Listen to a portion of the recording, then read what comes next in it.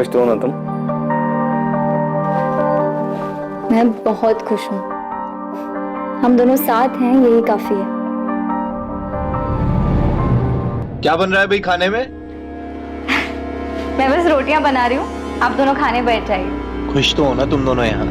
हाँ यार, तेरी वजह से कम हम दोनों के सर के ऊपर छत तो है, वरना पता नहीं हम दोनों कहाँ कहाँ भटकते रहते हैं।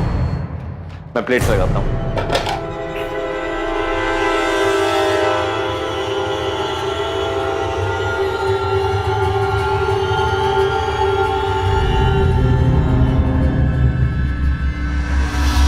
सितंबर को अदिति रोज की तरह कॉलेज जाने के लिए निकलती है, लेकिन रात तक घर नहीं लौटती। अगले दिन अदिति का परिवार पुलिस में अदिति की मिसिंग कंप्लेंट दर्ज करवाता है। अदिति को पिछले 1 महीने से ब्लैंक कॉल्स आ रहे थे। अदिति, तुम सिर्फ मेरी हो, मैं तुम्हारी शादी किसी और से नहीं होने दे सकता। आखिर एक पीसीओ के सीसीटीवी में ब्लैंक कॉलर दिखाई दे जाता है और सिया उसे पहचान लेती है। ये आदत हमारे प्रोफेसर विनीत की है। सर, मैंने उसके साथ में कुछ नहीं किया है, मुझे नहीं पता वो कहाँ पर है। अदिति के कॉल रिकॉर्ड से टैक्सी ड्राइवर शाहिद बेग का नंबर मिलता है, जिससे अदिति की लगातार बात होती थी। हाँ साहब, ये तो वही लड़की है जो शाहिद के घर पे आती थी। सब ये लड़की का और शाहिद का चक्कर चल रहा था। इस घटना के 9 दिन बाद चिवारी गांव के पास के जंगलों से अदिति की लाश मिलती है। टैक्सी वाले शाहिद ने मेरी अदिति को मार दिया। इन्वेस्टिगेशन चल रही है सुभाष, लेकिन मुझे पूरा यकीन है कि उसी कमीने ने अदिति को मारा होगा। मैंने उसे तभी पहचान लिया था जब वो दोनों शादी करके यहाँ आए थे हमारे पास। अदिति की कजन सलोनी को शक है कि शायद उसके परिवार ने ही अपने खानदान की इज्जत को बचाने के नाम पर अदिति को मार दिया होगा। अब आगे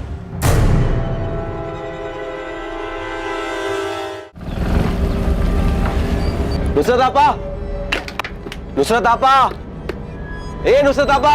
असलम, सारी तमीज तहजीब घर भूल कर आया है क्या? न दुआ न सलाम। सासू में तेरी बहन की। तो आपके शाहिद ने जो हरकत की उसके बाद भी आप क्या करने गई? और ना कभी जाएगी। तू कर क्या रहा है यहाँ? आपा को घर ले जाने आया हूँ। कोशिश करके तो देख।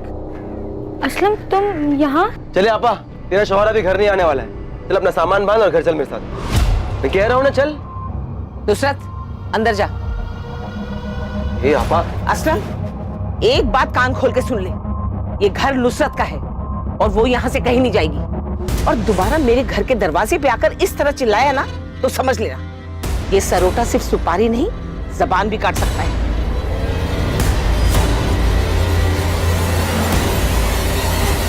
जंगल का एक भी कोना छूटा नहीं चाहिए। अंदर तक छान मारो। शायद अगर मर चुका है तो उसकी लाश यहीं कहीं जंगल में होनी चाहिए। मुझे रावत फैमिली कुछ ठीक नहीं लगती। अदिति के गायब होने के कुछ दिन बाद जब हमें अदिति और शाहिद के बारे में पता चला तो इन लोगों ने केस क्लोज करने के लिए बोल दिया। इनफैक्ट इस बात का जिक्र भी नहीं किया कि अदिति और शाहिद शादी करने के बाद उनके घर आए और अब जब अदिति की डेड बॉडी मिली है तब इन लोगों ने बताया कि वो दोनों घर आए थे। मतलब आपको लग रहा है कि? हाँ, शक है। उस दिन शायद मामला हद से ज्यादा बिगड़ गया हो, कहा सुनी भी हुई हो। वैसे भी अदिति की फैमिली काफी कट्टर ख्यालत की, खासकर उसके ताऊजी जगमोहन रावत।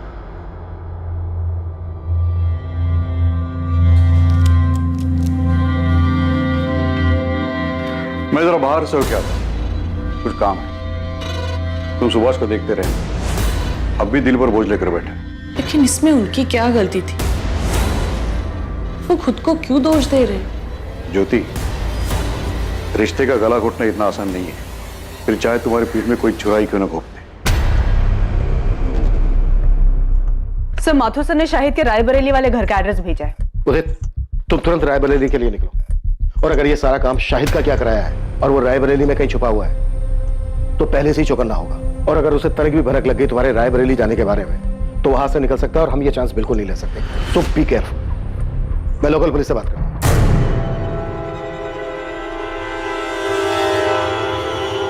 अम्मी, आप मानिए या ना मानिए, लेकिन सच यही है कि आपकी जिद की वजह से मैंने नुसरत से निकाह किया। हमारे बीच में प्यार जैसा कुछ था ही नहीं, तो ऐसे निकाह का क्या फायदा जहां दो इंसान खुशी ना हो। बस, नुसरत के खिलाफ मैं कुछ नहीं सुनूंगी। अम्मी, मैं... चुप कर, बेहया कहीं की, कैसी बेशर्म लड़की है। अरे शादी का इतना ही शौक था तो जाके अपने माँ बाप से बोलती ना। जवान है, सुंदर है, और कौन सी तेरी उम्र निकली जा रही है जो तूने मेरे शादीशुदा बेटे को फंसा लिया। अम्मी, ये लड़की अपने घर के ऐशो आराम को छोड़कर मेरे साथ आई क्योंकि मुझसे सच्चा प्यार करती है ये, और मेरे लिए बहुत मायने रखता है। और शायद मैं आपके लिए कोई मायने नहीं रखती। बस नुसरत, इस बेगैरत के लिए आंसू बहाने की कोई जरूरत नहीं है। शाहिद, आज तुझे फैसला करना होगा। या तो इस लड़की को छोड़कर तू इस घर में हमेशा के लिए वापस आ जा, या इस घर को छोड़ दिया अम्मी। चल, आपकी जबरदस्ती की वजह से मैंने नुसरत से निकाह किया। हमारे बीच में प्यार जैसा कुछ था ही नहीं। Welcome to Kanpur sir. Professor Vineet को हमने उठा लिया है। वो यहाँ फिलहाल लॉकअप में बंद है, लेकिन इज्जत और नौकरी जाने के बाद भी इसकी सनक बरकरार है। चलो देखते हैं शेक्सपियर के अलावा और कौन सा ड्रामा रचने की फ्राक में। एक कप और मिलेगी? लंच भी मिलेगा, लेकिन उससे पहले तुम्हें हमारे सवालों के जवाब देने होंगे। वैसे आप कौन हैं? Inspector Abhijit Sharma, Noida police. अदिति की डेड बॉडी आपको मिली थी? हाँ। क्या लगता है आपको अदिति को उसी टैक्सी ड्राइवर ने मारा है जिसके साथ वो आती जाती थी? केस को काफी क्लोजली फॉलो कर रहे हो। जिसकी वजह से मेरा सब कुछ खत्म हो गया, उसे एंड तक फॉलो करना तो बनता है ना। वैसे पता है, अब सोचता हूं ना तो महसूस कर पाता हूं कैसा लगा होगा ओथेलो को सब कुछ खोने के बाद। फिर तो तुम्हें यह भी पता होगा ओथेलो का सब कुछ खोने का रीजन वो खुद था। जिद और इनसिक्योरिटी में आकर खुद उसने अपने प्यार को मार डाला था। वाह सर, आपने ओथेलो पढ़ा है? अच्छा ये बताइए, आपका सबसे पसंदीदा कैरेक्टर कौन सा है? अपना ये ड्रामा बंद कर दे प्रोफेसर। ये पुलिस स्टेशन है, कोई स्टेज नहीं। All world is a stage, all men and women are mainly place. ये पूरी दुनिया एक रंगमंच है और हम सब इसकी कठपुतली हैं। कोई मरता नहीं, कोई मारता भी नहीं है। बस जब जिसकी जरूरत खत्म हो जाती है उसे इस रंगमंच से अलविदा लेना पड़ता है। अदिति शाहिद से प्यार करती थी, भाग गई थी उसके साथ। ये जानने के बाद अपनी जिंदगी में तुम्हें उसकी जरूरत तो रही नहीं होगी, तो क्या तुमने उन दोनों की जिंदगी को रंगमंच से अलविदा कर दिया? शाहिद उस लड़की अदिति को लेकर यहाँ आया था, लेकिन मैंने उन्हें दरवाजे से लौटा दिया, घर के अंदर भी नहीं लिए। उसके बाद दोनों कहाँ गए मुझे नहीं पता। ये कौन है? ये असलम है, नुसरत का भाई। ठीक है, फिर भी हमें आपके घर की तलाशी लेनी होगी। देखिए साहब, शाहिद घर पर नहीं और पूरा गांव जानता है कि रुखसार कभी झूठ नहीं बोलती। उसके बाद भी अगर आपको अंदर जाना है तो वारंट लाइए। देखिए रुखसार जी, मामला बहुत संगीन है। नोएडा के जंगल में अदिति की लाश मिली हमें। सिर्फ अदिति की लाश मिली, शाहिद की नहीं? क्यों, मिलनी चाहिए थी। असलम, क्या बकवास कर रहे हो? अरे मैं तो सिर्फ ऐसे ही पूछ रहा हूँ, वो दोनों साथ में गए थे इसलिए। साहब, शाहिद कहाँ है? हम वही तो पता लगाने की कोशिश कर रहे हैं। अब या तो शायद अदिति को मार के गायब हुआ है, या फिर शायद वो खुद भी जिंदा नहीं है।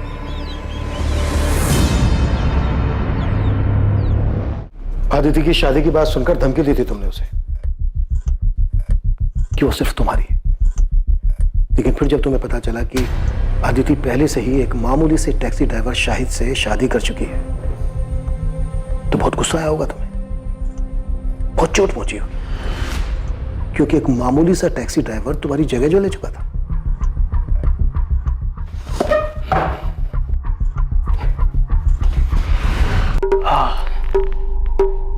लीजिए, अब मैंने आपकी जगह ले ली, आपकी कुर्सी पर बैठा हूं, तो आप मेरा खून करना चाहते हैं? नहीं ना, क्योंकि आप जानते हैं कि मेरे यहां बैठने से आपकी वैल्यू और आपकी पोजीशन में कोई फर्क ही नहीं पड़ता। ठीक उसी तरह चाहे मुझे अच्छा लगा या नहीं लगा, सच यही था कि अदिति उस टैक्सी ड्राइवर से प्यार करती थी। मेरे जोर जबरदस्ती करने के बाद भी उसके मन में उस टैक्सी ड्राइवर के लिए जो प्यार था उसमें कोई फर्क ही नहीं पड़ता। इसलिए जगह ले ली नहीं ले ली, ये सब बकवास है। एक बार को तो तुमने सोचा होगा कि अदिति पढ़ी लिखी लड़की है, उसका और तेरा इंटेलेक्चुअल लेवल मैच करता है, और दूसरी तरफ वो टैक्सी ड्राइवर शाहिद जिसका अदिति के साथ कोई मेल नहीं था। आपको लगता है कि मैं इंटेलेक्चुअल हूं और वो टैक्सी ड्राइवर गवार है? सर, ये सिर्फ एक मुखौटा है जो अंदर के असली चेहरे को छुपा देता है। बात को गोल गोल घुमाने से मुद्दा नहीं बदल जाता प्रोफेसर।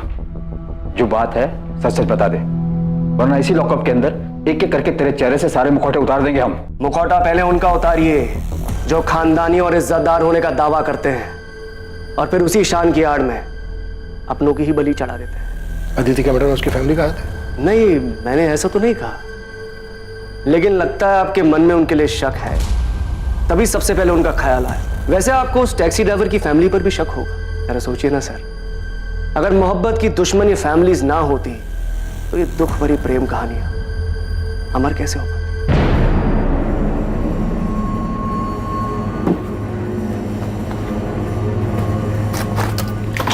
सुनिए, खाना लग गया है।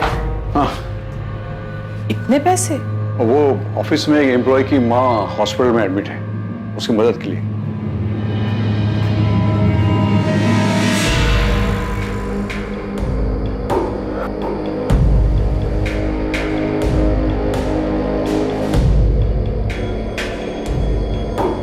नुसरत, भूल जा उसे। ये मान ले कि मेरा बेटा कभी तेरे लायक था ही नहीं।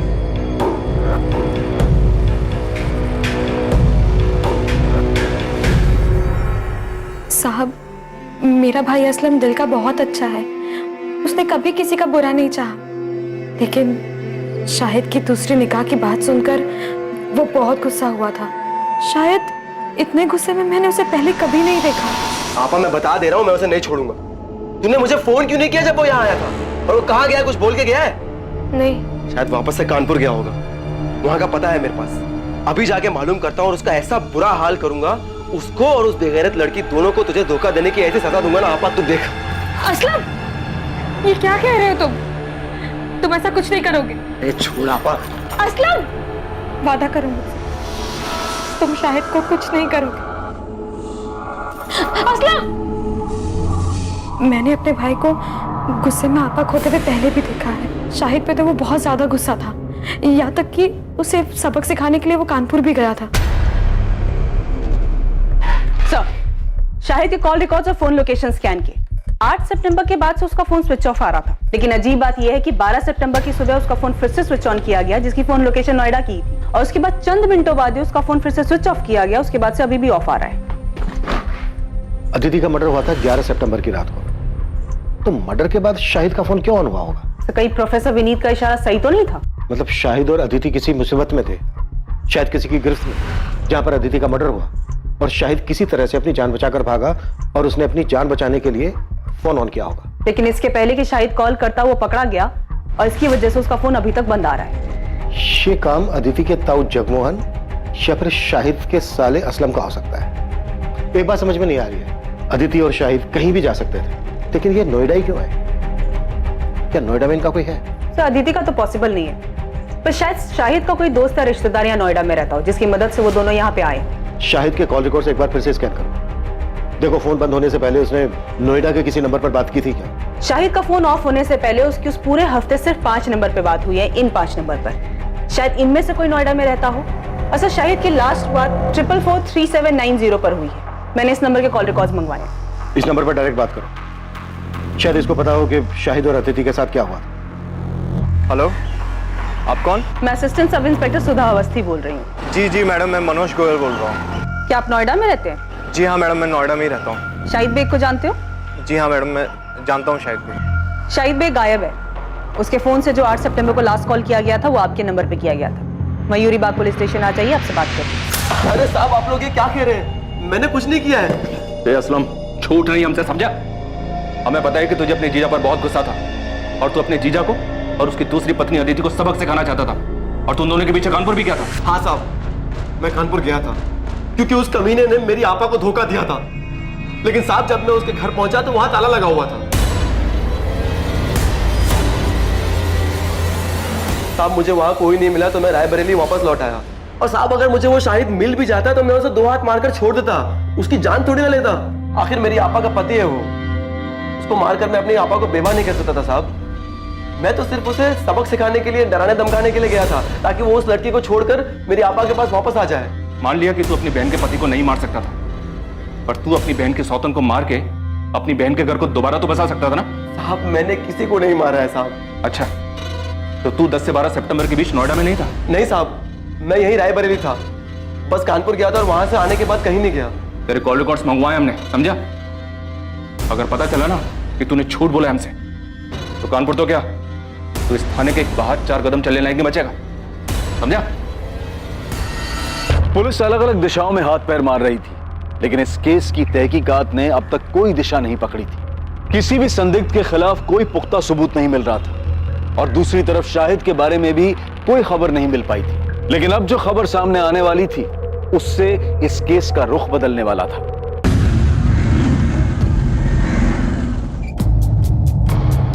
सर, मैं भी रायबरेली से ही हूँ। नोएडा में पिछले 8 सालों से रह रहा हूँ। शाहिद मेरे बचपन का दोस्त है। क्या तुम ये भी जानते हो कि शाहिद एक लड़की के साथ भाग कर यहाँ नोएडा आया था? जी सर, जानता था। और ये भी जानता हूँ कि उस लड़की का नाम अदिति है। 12 सितंबर को हमें अदिति की डेड बॉडी। क्या डेड बॉडी? शाहिद का डर सही निकला। शाहिद अदिति के साथ ऐसा नहीं कर सकता। वो दोनों एक दूसरे से बहुत प्यार करते थे। उन दोनों ने शादी भी की थी, पर उनके घर वालों ने मानने से इनकार कर दिया, तो उसने मुझे फोन किया। उसे कुछ पैसे और रहने के लिए जगह चाहिए थी। देख, अभी मेरे पास ना सिर्फ 5,000 रुपए हैं। मैं तेरे अकाउंट में ट्रांसफर कर रहा हूँ। तुम दोनों टिकट कराओ और इधर नोएडा आ जाओ। बाकी इधर मिलकर सोचते हैं, ठीक है? देख, अगर तू कह रहा है ना कि अदिति के घर वाले कुछ भी कर सकते हैं, तो तेरा कानपुर छोड़ने का फैसला बिल्कुल सही है। मैं अदिति को कुछ नहीं होने दे सकता। मैं बस जल्दी से नोएडा की ट्रेन पकड़ के आ रहा हूँ। अब हमें कानपुर या रायबरेली में रहने में डर लग रहा है। सर, शाहिद मेरे पास यहाँ नोएडा आ गया था। तो 2 दिन शाहिद यहाँ नोएडा में तुम्हारे पास तुम्हारे घर पे रुका था? हाँ सर, मैंने इंतजाम किया था। वैसे मैं एक छोटा मोटा स्टेट एजेंट हूँ सर। सेक्टर 49 में एक फ्लैट मेरे पास खाली पड़ा था। उसकी चाबी मेरे पास ही थी। वो फ्लैट मुझे किराए पे चढ़ा, तो मैंने शाहिद और अदिति को वहाँ रहने दिया।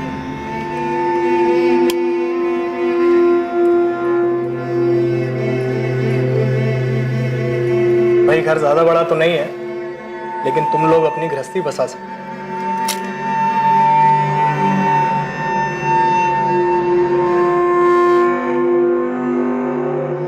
घर बड़ा नहीं, इंसान का दिल बड़ा होना चाहिए, जैसे कि आपका है। Thank you so much Manoj भैया। ये बात शायद 8 सितंबर की होगी। वो दोनों बहुत खुश थे। मैं चाबी देके वहां से निकल गया और शाहिद ने मुझे बताया था कि वो अपना फोन ऑफ रखेगा, तो मेरी इस बीच उससे कोई बात नहीं। 2 दिन बाद 10 तारीख को जब मुझे वक्त मिला तो मैं उनका हाल चाल लेने के लिए वहां पहुंचा।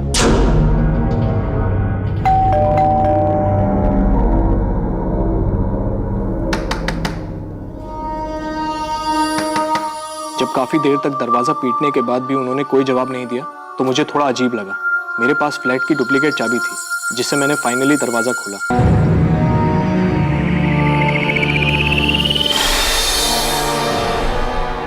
लेकिन अंदर का नजारा देखकर मैं हैरान रह गया। पूरा घर बिखरा पड़ा था। शाहिद, अदिति! मैंने अंदर जाकर भी देखा, लेकिन दोनों अदिति और शाहिद वहां नहीं थे। सर, मैंने शाहिद का फोन भी ट्राई किया था, लेकिन वो बंद था। मुझे समझ नहीं आ रहा था कि वहां हुआ क्या था। तुम्हें अपने दोस्त की इतनी चिंता थी तो फिर पुलिस को फोन क्यों नहीं किया? घर इतनी बुरी तरह से तहस नहस था, तो तुम्हें लगा नहीं कि कोई बड़ी बात हो सकती है? वो दोनों किसी मुसीबत में हो सकते हैं। सर, मैं डर गया था घर को उस हालत में देखकर। और फिर अगर घर के मकान मालिक को ये बात पता चल जाती कि मैंने ऐसे ही ये घर किसी को दे दिया, तो मैं बहुत प्रॉब्लम में फंस जाता सर। इसलिए 2 दिन तक मैंने किसी को कुछ नहीं कहा। फिर मुझसे रहा नहीं गया सर। मैं पुलिस के पास आने ही वाला था कि शाहिद का फोन मुझे आया। 2 दिन बाद, यानी कि 12 तारीख को। लेकिन अदिति का मर्डर तो 11 तारीख की रात को हुआ था। और शाहिद का फोन तो बंद था। इनफैक्ट 12 सितंबर की सुबह को कुछ सेकंड के लिए उसने अपना फोन ऑन किया था, लेकिन उस बीच उसने कोई कॉल नहीं किया। हाँ मैम, उसने अपने मोबाइल से नहीं, किसी अनजान नंबर से कॉल किया था। मनोज, वो लोग अदिति को उठा के ले गए। अरे कौन ले गया? कहाँ ले गया? उस दिन घर में हुआ क्या था शाहिद? मैंने उसको प्रॉमिस किया था मैं उसे कुछ नहीं होने दूंगा, लेकिन मैं उसको नहीं बचा पाया मनोज। नहीं बचा पाया मतलब? क्या हुआ अदिति को? तुम दोनों ठीक तो हो ना? मुझे उसके बगैर नहीं जीना मनोज। कोई मतलब नहीं है जीने का उसके बगैर। Hello Shahid, hello sir. मैंने फिर से उस नंबर पे कॉल किया तो पता चला वो नोएडा के किसी पीसीयू का नंबर है। मैं बहुत डर गया था सर, मुझे कुछ समझ नहीं आ रहा था। मैंने तो दोस्ती यारी में उसकी मदद की थी, पर इस झमेले में और नहीं फंसना चाहता था, इसीलिए मैंने किसी को कुछ नहीं बताया। अच्छा, शाहिद ने जब उस दिन तुम्हें फोन किया और कहा कि कुछ लोग अदिति को उठा कर ले गए, क्या लगता है तुम्हें शाहिद किसकी बात कर रहा है? पता नहीं सर, उसने किसी का नाम तो नहीं बताया, पर हाँ उसने एक बार बताया था कि अदिति के घर वाले काफी रूढ़िवादी किस्म के लोग थे। मुझे पता नहीं, पर उस दिन शाहिद से बात करके मुझे सबसे पहला ख्याल अदिति के घर वालों का आया। पूरी संभावना थी कि अदिति की तरह शाहिद को भी मार दिया गया था। शायद वो आरोपी नहीं बल्कि पीड़ित था। ये केस अब ऑनर किलिंग का नजर आने लगा था। पर अब सवाल यह था कि ये घिनौना खेल किसके परिवार द्वारा रचा गया था, अदिति या फिर शाहिद? असलम के कॉल रिकॉर्ड्स आ गए? नहीं सर, अभी तक नहीं आए। पर हमारी नजर 24 घंटे उस पर है। सर, मनोज को जिस पीछे से कॉल आया था वहां कोई सीसीटीवी नहीं है। दुकानदार को भी कॉलर का चेहरा याद नहीं है। हमने उसे शाहिद की फोटो भी दिखाई पर वो पहचान नहीं पाया। मनोज की बात से तो ये ऑनर किलिंग का ही केस लग रहा है। एक काम करो, अदिति के ताऊ जगमोहन और पिता सुभाष, इन दोनों को भी कॉल रिकॉर्ड्स निकालो। हो सकता है इन दोनों ने ये काम किया हो और पूरे चांसेस हैं कि इस केस में सुपारी दी गई हो।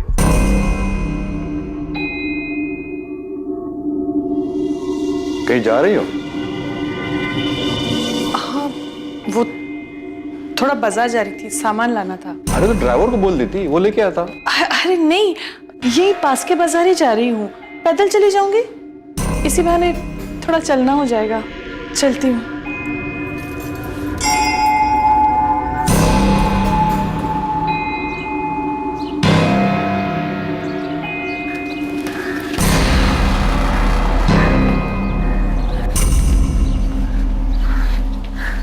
सोनाली, माँ,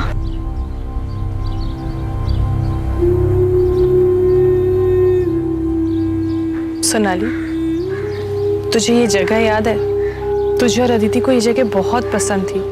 तू तो दूसरे बच्चों के साथ खेलती थी, लेकिन अदिति चुपचाप एक जगह बैठकर किताब पढ़ा करती थी। मैंने जो किया उसके लिए अब तक नाराज हो आप मुझसे, या आप पापा से डरती हैं कि उन्हें पता चल गया तो बवाल मचा देंगे? सोनाली, ये सब इतना आसान नहीं है। हम जिस समाज में रहते हैं, बस इसी समाज की वजह से आज तुम्हारी दोनों बेटियां तुमसे अलग हैं। और पापा की रूढ़िवादी सोच की वजह से ना आज अपनी एक बेटी को हमेशा हमेशा के लिए खो चुकी हैं आप। घर में अगर कम से कम आपने अदिति को समझने की कोशिश की होती ना, तो इस तरह घर से भागी नहीं होती। शायद उसके अकेलेपन का सहारा इसीलिए बन पाया क्योंकि हम लोग, उसका परिवार उसको समझ ही नहीं पाए। और इन्हीं सभी बंदिशों की वजह से उसने ये बगावत की थी। लेकिन इस बगावत का क्या फायदा? आखिर सजा तो उसे ही भुगतनी पड़ी ना। इसका मतलब अदिति की मौत उसकी बगावत की सजा थी। माँ मुझे सच सच बता, क्या अदिति को मरवाने में पापा का हाथ था? मुझे नहीं पता सोनाली, और सच पूछो तो मैं जानना भी नहीं चाहती। इसका क्या मतलब है माँ? आप कुछ जानती हैं? अदिति की मौत के बारे में आप कुछ जानती हैं?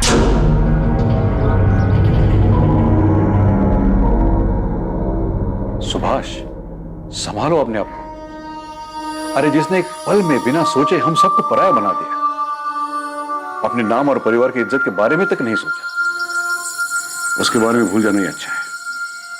भैया, आप जिसकी बात कर रहे हो मेरी बेटी है। सुभाष, अदिति मेरी भी बेटी थी। मेरे लिए भी ये सब करना आसान नहीं है, लेकिन अपने परिवार और प्रतिष्ठा बनाए रखने के लिए हमने जो फैसला लिया है वो बिल्कुल सही है। जब से अदिति की लाश देखी है, तब से घूम फिर कर ये बात मेरे मन में आके अटक जाती है। फिर लगता है कि नहीं, वो ऐसा कुछ नहीं कर सकते, लेकिन उनकी बातें याद आ जाती हैं और फिर लगता है कि इन सब के पीछे इन्हीं का हाथ है।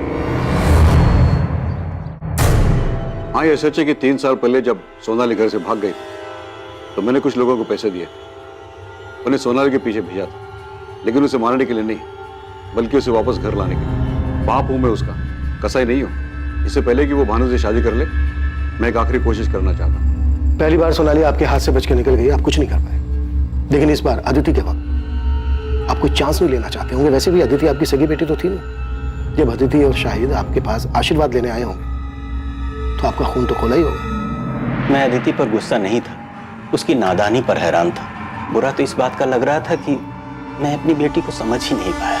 शायद इसीलिए उसने मुझसे बिना पूछे इतना बड़ा कदम उठाया, इतनी बड़ी गलती कर दी। तो मतलब आप ये मानते हैं कि अदिति ने जो किया वो गलत था? हाँ, बिल्कुल गलत था, और आज जो उसकी हालत हुई है वो उसी गलती का नतीजा है। तो आप ये मानते हैं जगमोहन जी कि अदिति की मौत उसकी गलती की वजह से हुई? तो जाहिर सी बात है इस बात पर आपको खुशी हुई हो। ये कैसा बेहुदा सवाल है इंस्पेक्टर? अदिति मेरी भी बच्ची थी, मुझे जिंदगी भर उसे खोने का दुख रहेगा। और पछतावा? हाँ, वो भी है कि मैं अपनी बेटी को समझ नहीं पाया। बाप होने के बावजूद अपनी बेटी को बचा नहीं सका। भैया का तो नहीं जानता, पर मैं अपनी बेटी को कभी कोई नुकसान नहीं पहुंचाऊंगा। हर मुजरिम शुरुआत में अक्सर यही राग अलापता है जगमोहन जी। ठीक है, इसके आगे मैं कुछ नहीं बोलूंगा। आप जो सोच रहे हैं उसे साबित करके दिखा।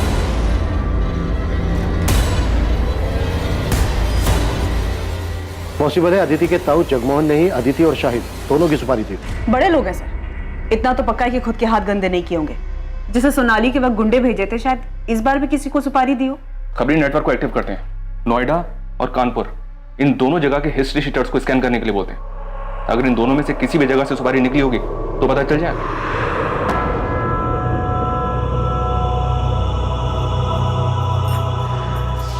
नुसरत,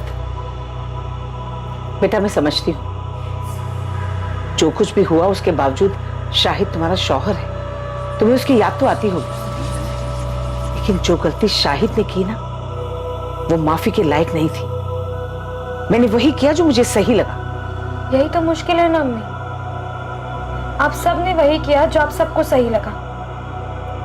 आपको सही लगा तो आपने शाहिद की मर्जी के बगैर उनका निकाह हमसे करवा दिया। शाहिद को सही लगा तो उन्होंने मुझे बिना बताए अपना जीवन साथी चुना। आपको सही लगा तो आपने उनको घर से निकाल दिया। असलम को सही लगा तो उन्होंने, इन सब में मैंने तो अपना सब कुछ खो दिया ना। ना आज मेरे पास शौहर है, ना आज मेरे पास औलाद है। अरे मुझे तो ये तक भी नहीं पता कि शायद जिंदा है या नहीं। अम्मी, अगर आज तक आप सब कुछ सही करती आई तो मेरे साथ गलत कैसे हो गया? कुछ समझ में नहीं आ रहा है। इतने सारे सस्पेक्ट्स हैं पर किसी के खिलाफ भी कोई पुख्ता सबूत नहीं मिल रहा है। सर, अदिति के ताऊ जगमोहन रावत, पिता सुभाष रावत और प्रोफेसर विनीत अग्रवाल, इन सबके कॉल रिकॉर्ड स्कैन किए, सब क्लियर है सर। पर ये असलम के कॉल रिकॉर्ड में से गड़बड़ दिखाई दे रहा है। 10 और 11 सितंबर को इसका फोन स्विच ऑफ था।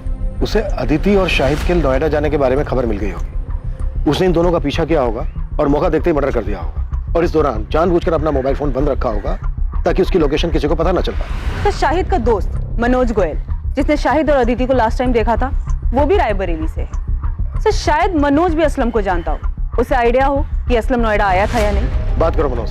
और मैं असलम को उठाता हूँ सर। पता नहीं क्यों मुझे ऐसा लग रहा है कि हम कोई लिंक मिस कर रहे हैं। कुछ तो है जो सही नहीं बैठ रहा है कि अदिति का कातिल खेल खेल रहा है हमारे साथ। है हिम्मत मुझ में पर उम्मीद थोड़ी कम, कर दे दो तुम साथ तो साथ उड़ जाएं हम। Very nice, it's actually very nice. एक काम करना, अपने इस असाइनमेंट का एंड तुम इसी पोएम से करना। इनफैक्ट तुम ये पोएम पूरी क्लास के सामने सुनाओगे। नहीं सर, अब आपके सामने बोल लिया पर सबके सामने नहीं बोल पाऊंगी। अरे क्या हुआ, जैसे मेरे सामने बोला वैसे सबके सामने बोलना। डोंट गेट स्कैर्ड, मैं हूं ना। आपकी बात अलग है सर, आप शायद ऐसे इकलौते इंसान हैं जिसके सामने मैं ऐसे पोएम सुना पाई, क्योंकि मैं आपके साथ बहुत कंफर्टेबल फील करती हूँ। झूठ झूठ बोला था तुमने। मैं इकलौता नहीं था, कोई और भी था।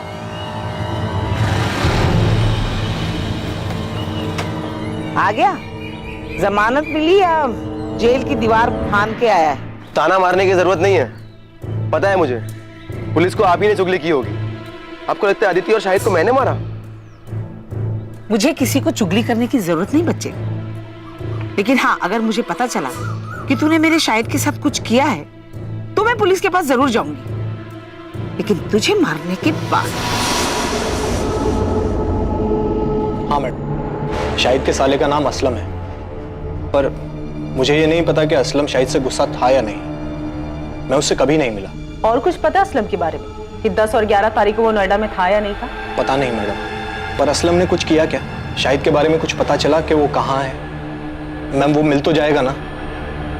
मैम कभी कभी लगता है कि अदिति की तरह कहीं वो भी। मनोज, अभी इस बारे में कुछ पता नहीं चल पाया, लेकिन अगर तुम्हें कुछ पता चलता है या कुछ याद आता है तो हमें फौरन बता। जी मैडम। ये क्या तमाशा लगा रखा है आप लोगों ने? जब देखो उठा ले आते हैं। सब समझता हूं मैं, आप लोग को कोई मिल नहीं रहा है इसलिए बार बार मुझे बलि का बकरा बना रहे हैं। गरीब आदमी उसने मेरा फायदा। देख असलम, ये नौटंकी ना नेताओं के लिए छोड़ दे। इस बार पुलिस का डंडा चालू हुआ ना तो फिर रुकना मुश्किल है, सोच ले। कॉल रिकॉर्ड्स के हिसाब से 10 और 11 सितंबर को तेरा फोन बंद था। फोन क्यों बंद था तेरा? कहाँ था 2 दिन? यहाँ नोएडा शाहिद के पीछे आया था ना तू? नहीं सर, दोनों दिन मैं अपने घर पर ही था। मेरा फोन खराब हो गया था इसलिए बंद था, और मैं बीमार था इसलिए फोन ठीक करवाने बाहर नहीं जा पाया। इन 2 दिन में तेरे साथ था कोई जो तेरी इस बात को कंफर्म कर सके? ये इत्तेफाक नहीं हो सकता असलम कि जिस रात अदिति का मर्डर हुआ उस रात तेरा फोन भी खराब था। बल्कि सच ये है कि फोन तूने जानबूझ के बंद रखा था ताकि ये पता ना चल सके कि तू इधर नोएडा में फंस गया तू असलम। बेहतर तेरे लिए यही है जो भी सच है वो गलत है, नहीं तो ऐसा बीमार करेंगे कि जिंदगी में कभी ठीक नहीं हो पाएगा। सोच ले। असलम को बुरी तरह से तोड़ा, लेकिन अभी वो वही रट लगाया हुआ है कि 10 और 11 सितंबर को रायबरेली में ही था। इस बात के कोई सबूत नहीं है और ना ही उसकी बहन को इसके बारे में कुछ पता है ठीक से। सर, अदिति के मर्डर में असलम के हाथ होने के पूरे चांसेस हैं, लेकिन असलम के खिलाफ अभी सारे सबूत सर्कमस्टेंशियल है। सबूत करने के लिए हमारे पास कुछ सॉलिड होना चाहिए। साहब, मैं देता हूँ ना सॉलिड खबर। कल शाम को मैं नोएडा हाईवे के ढाबे पे बैठा हुआ था।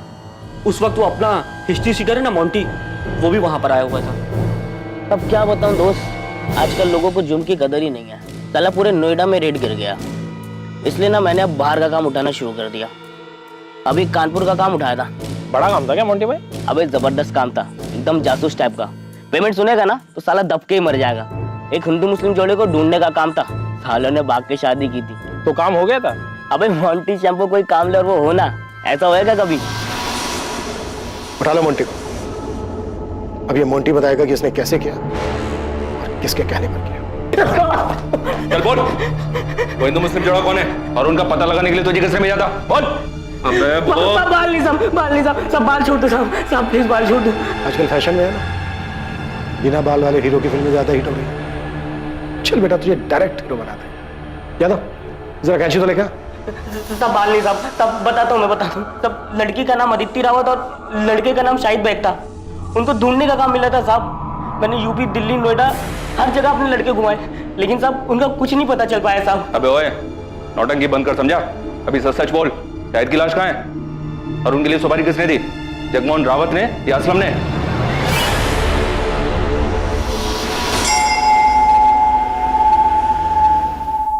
देखिए, बात को घुमाइए मत, सीधे सीधे बोलिए कि आपको लगता है मैंने अदिति को मारा है और आप मुझे गिरफ्तार करने आए। हम आपको नहीं, आपके भाई को गिरफ्तार करने आए।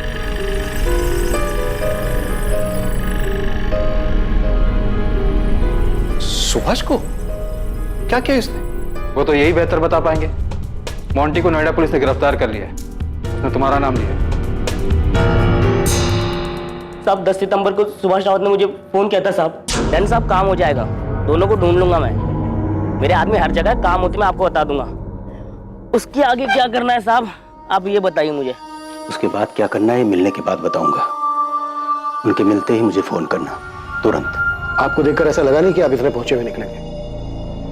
एक हिस्ट्री शीटर से कांटेक्ट करके आपने उसे सुपारी भी दे दी। मैंने मोंटी को सुपारी अदिति को बचाने के लिए दी थी, उसे मारने के लिए नहीं। भैया बहुत गुस्से में थे और मुझे डर था कि कहीं वो उस गुस्से में अदिति को कोई नुकसान न पहुंचा दे। बेवकूफ समझ रहे हैं आप। देखिए, जो भी सच है बता दीजिए। सच उगलवाने के लिए हमें हमारे तरीके आजमाने पर मजबूर मत कीजिए। मैं सच बोल रहा हूं सर, आप मोंटी से पूछ लीजिए। क्या मैंने एक बार भी उसे अदिति या शाहिद को मारने के लिए कहा था?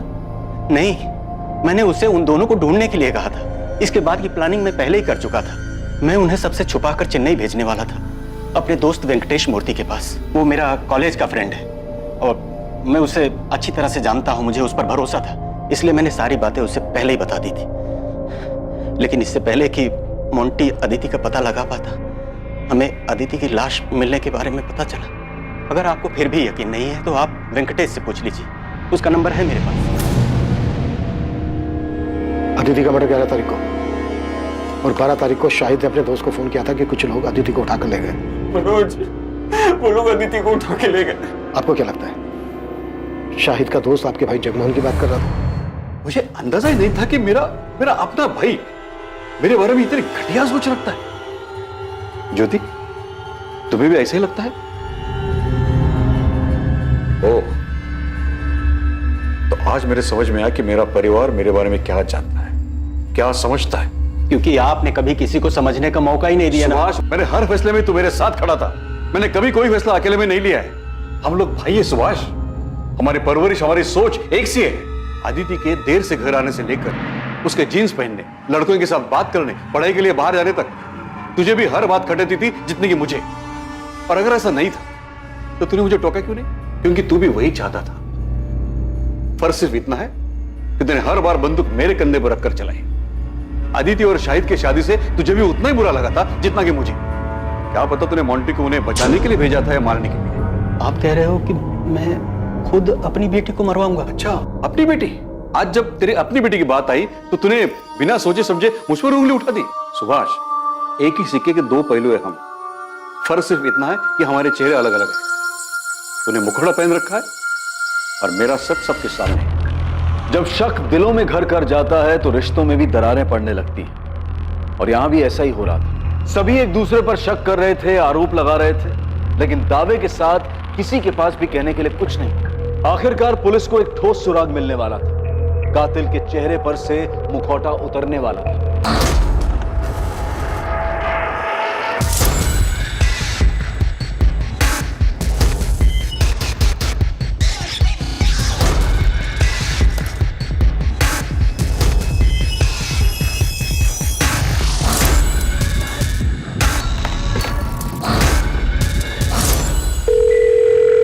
हेलो, एक टेम्पो का नंबर भेज रही हूँ, उसके ओनर की डिटेल चाहिए मुझे तुरंत।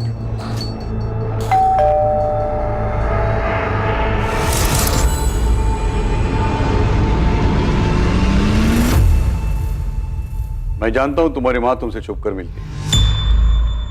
तुम्हारे लिए अच्छा ही होगा तुम हमारे परिवार से दूर रहो और ये बात दोबारा मुझे दोहरानी न पड़े। छूट क्या रहा है हमसे? असलम भी कुछ नहीं बोल रहा है, उसके खिलाफ भी कुछ नहीं मिल रहा है, बाकी सबके कॉल रिकॉर्ड्स भी क्लीन है। चोरी किए गए गहनों के बारे में भी अभी तक कोई इंफॉर्मेशन नहीं मिली था। तकरीबन 15 लाख के थे। पक्का कातिल के पास ही होंगे, क्योंकि अगर उसने गहने बेचने की कोशिश की होती तो नोएडा, कानपुर या रायबरेली के किसी ज्वेलरी शॉप से ऐसी कोई खबर सामने आ ही जाती। 12 सितंबर की सुबह 2:54 पे ये टेम्पो चिवारी गांव की तरफ मुड़ा था। उस रात भर में ये अकेला व्हीकल है जो 1 बजे के बाद उस रास्ते से गुजरा था। तो मुझे पूरा यकीन है अदिति को इसी टेम्पो में ले जाया गया होगा। और सर, सबसे बड़ी बात, इस टेम्पो के ड्राइवर ने बताया कि उसके मालिक ने अचानक से उस रात फोन करके ये टेम्पो मंगवाया था। इसका मालिक का नाम?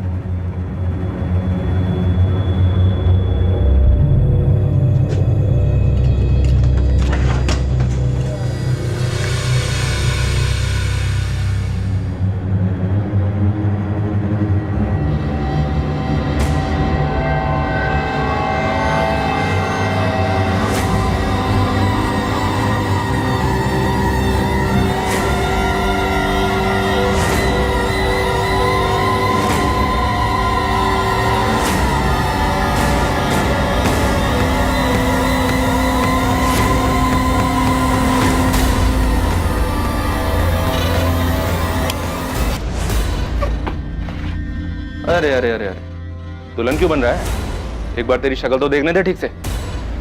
अड़ा, तो तू है ससुराल से बुलावा है तेरी, वहां चलकर चाहे जितनी मर्जी शर्मा लेना। चलो चल चल। ये अदिति की ज्वेलरी लग रही है। साहब, मैंने कुछ नहीं किया साहब। अबे चुप। वो टेम्पो मिल गया हमें जिसमें तू अदिति की लाश को लेकर गया था जंगल में। अभी सीधी तरह से ये बोल, शाहिद की लाश को कहां ठिकाने लगाया तूने? ए रुक, कौन है तू? रुक जा। पकड़ो इसे।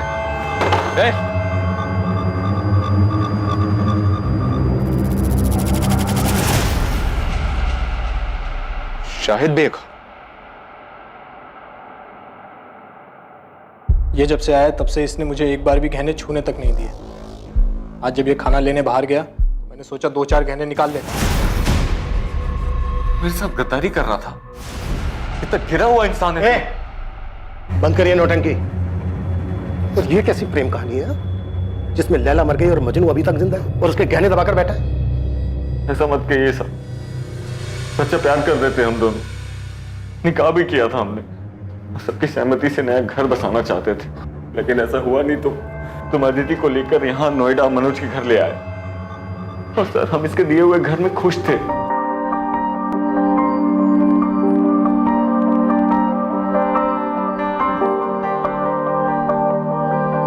खुश तो हो ना तुम?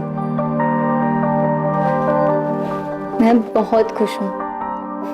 हम दोनों साथ हैं, यही काफी है। क्या बन रहा है भाई खाने में? मैं बस रोटियां बना रही हूँ। आप दोनों खाने बैठ जाइए। खुश तो हो ना तुम दोनों यहाँ? हाँ यार, तेरी वजह से कम हम दोनों के सर के ऊपर छत तो है, वरना पता नहीं हम दोनों कहाँ कहाँ भटकते रहते हैं। मैं प्लेट लगाता हूँ।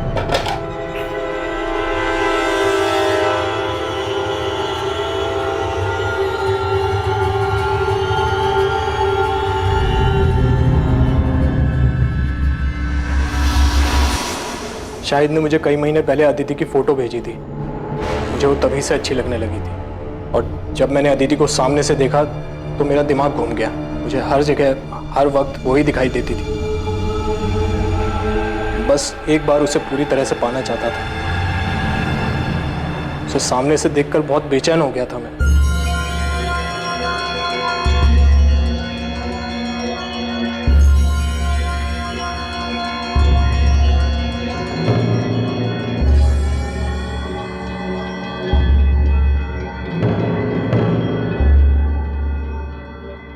मनोज भैया, शाहिद बस 5 मिनट में ना कर आएगा, तब तक आप चाय पीजिए।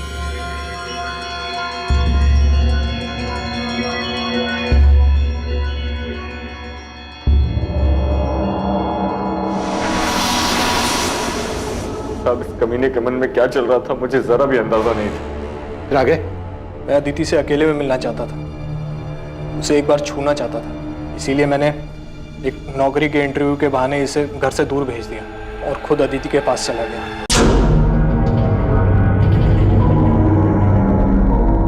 हो गया अदिति? हाँ, बस 2 मिनट।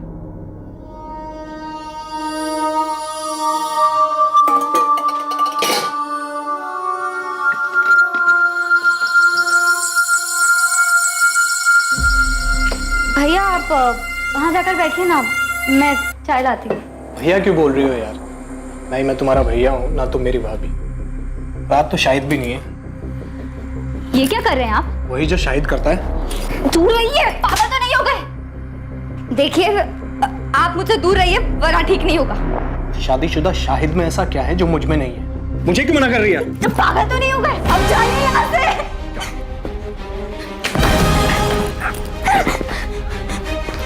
मैं मार दूँ, अब जाइए यहाँ से। साहब, तब तक भी मुझे नहीं मालूम था कि इसके दिमाग में क्या चल रहा है, लेकिन उस दिन जब मैं घर वापस आया तब मुझे पता चला कि कितना बड़ा कमीना है ये। अदिति, अदिति, अदिति! ये क्या किया तूने? शाहिद शांत हो जा भाई, देख गलती हो गई यार, बहक गया था। बहक गया था? चल, मेरी बीवी थी वो, प्यार करता था मैं उससे, छोड़ूंगा नहीं तुझे। शाहिद, चल बोला ना यार, गलती हो गई। दिमाग शांत रख और मेरी बात ध्यान से सुन।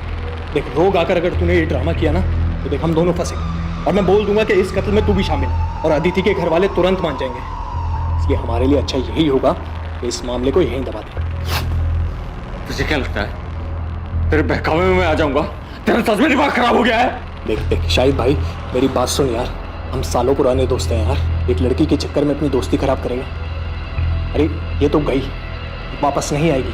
इसके जैसी हजारों लड़कियां तुझे मिलेंगी। तुझे नई जिंदगी शुरू करनी थी ना, रायबरेली से बाहर निकलना था। मैं भी तेरे साथ चलूंगा, मेरे पास पूरा प्लान है, और हमारे पास इसके गहने भी हैं यार। हम दोनों की लाइफ सेट हो जाएगी, समझ रहा है मेरी बात?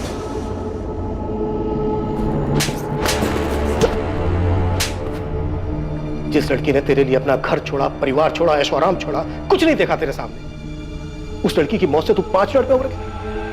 ये प्यार था तेरा अदिति के लिए? क्या करता सर मैं? आप ही बताइए। अदिति तो मर गई थी, वापस नहीं आने वाली थी, इसलिए मनोज जैसा कहता रहा मैं वो करता रहा।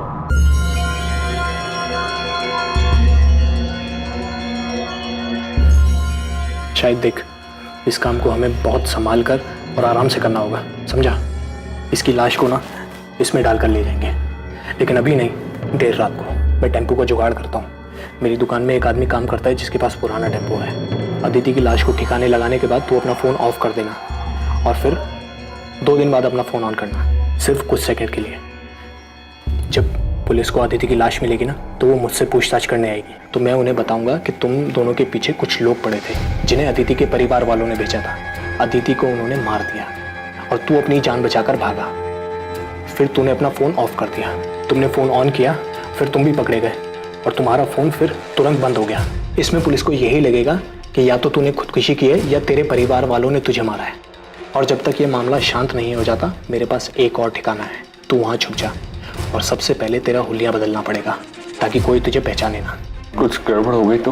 मुझ पे भरोसा रख, ये मामला शांत हो जाने के बाद तेरे पास जो अदिति के गहने हैं ना, हम उसे बेच देंगे, बहुत पैसे मिलेंगे यार, अपनी लाइफ सेट हो जाएगी। चल लाश को बोरी में डालते हैं और रात को 1 बजे निकलेंगे, समझा?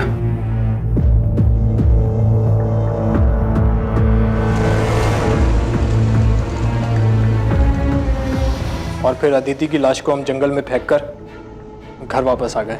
साले तू अदिति से प्यार करता था, 5 मिनट में उसके कातिल के प्लान में शामिल हो गया ताकि तू अदिति के पैसों से एक सुकून भरी जिंदगी शुरू कर सके। मैं इसके बहकावे में आ गया था। मैं सच कह रहा हूँ, उसकी मौत का मुझे अभी भी बहुत अफसोस है।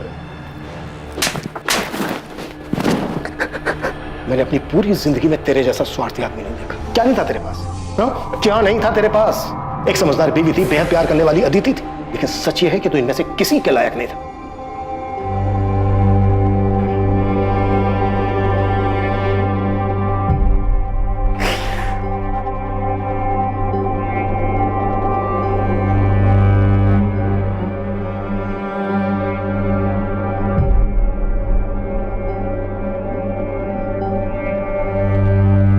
तमन्ना उड़ जाऊं नीले गगन में, पर कैसे उड़ूं, बंदिशें हैं इन परों में। है कांटों की दीवार रोके मुझे, ये प्रतिष्ठा की परछाई टोके मुझे।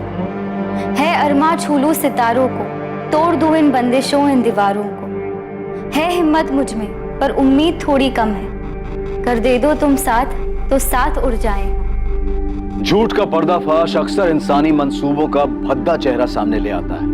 मुखौटा उतरते ही सच्चाई अपने आप सामने आ जाती है और इंसान की स्वार्थी, घिनौनी और लालची मंशाओं पर रोशनी पड़ जाती है। लेकिन इससे ज्यादा खौफनाक हकीकत इंसान के अंदर छुपा हुआ अंधकार है, जिससे वो खुद भी वाकिफ नहीं होता और जिसका आभास उसे जिंदगी की मुसीबतों के साथ जूझते हुए ही होता है। शायद भी अपने भीतर छुपे अपने इस खतरनाक रूप को शायद नहीं पहचानता था। उसने स्वार्थी होकर सिर्फ अपने बारे में सोचा, लेकिन मुसीबत के वक्त उसकी स्वार्थी फितरत की वजह से उसका मुखौटा उतर गया और उसके पीछे छुपा असल, घिनौना और भयानक चेहरा सामने आ गया। अब मैं अनूप सोनी आपसे विदा लेता हूं, फिर मुलाकात होगी एक और नए केस के साथ। देखते रहें क्राइम पेट्रोल सतर्क, और याद रखें, क्राइम और आपके बीच में सिर्फ इतना फर्क है कि आप कितने सतर्क हैं। सतर्क रहें, सुरक्षित रहें। जय हिंद।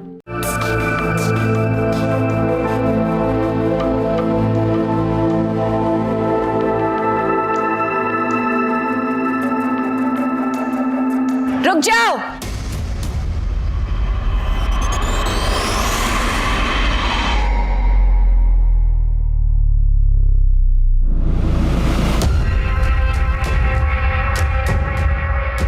नेहा, तू यहाँ क्या कर रही है? मैं क्या कर रही? तू क्या कर रहा है यश? तुझे क्या लगा मुझे धोखा देके तू किसी और से शादी करेगा और मैं चुपचाप बैठी रहूंगी? मैंने तुझे कोई धोखा वोखा नहीं दिया, ठीक है ना? ब्रेकअप हो गया हमारा। अरे तो जरा सी लड़ाई पे सब कुछ खत्म हो जाएगा क्या यश? मैं प्यार करती हूँ तुझसे, मैं जानती हूँ तू भी मुझसे प्यार करता है। नेहा देख, मेरी यहाँ पे शादी हो रही है, अब कुछ नहीं हो सकता। तू कुछ नहीं कर सकता यश, पर मैं बहुत कुछ कर सकती हूँ। अगर तूने मुझसे शादी नहीं की ना, तुझ पे रेप चार्जेस डलवा के तुझे अंदर करवा दूँ। फिर देखती हूँ तू ये शादी कैसे करता है। ऐसे कैसे शादी करेगा तेरे से? यहाँ हमारी बच्ची की शादी हो रही है, अगर तेरे से शादी करेगा तो हमारी बच्ची की तो जिंदगी बर्बाद हो जाएगी। तो ठीक है ना यश, तू हम दोनों से शादी कर ले।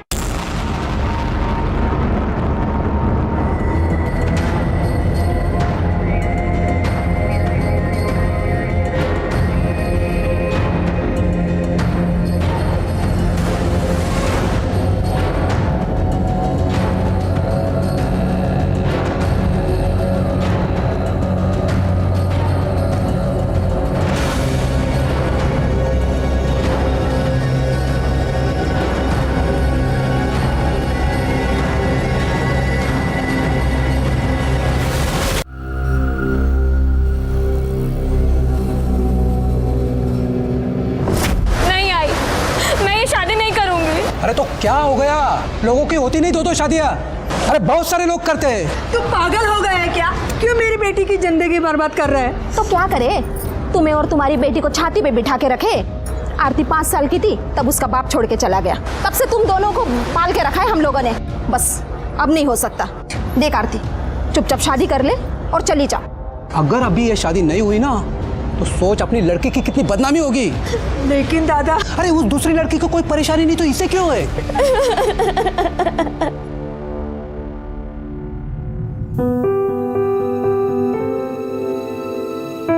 यश। क्या यश?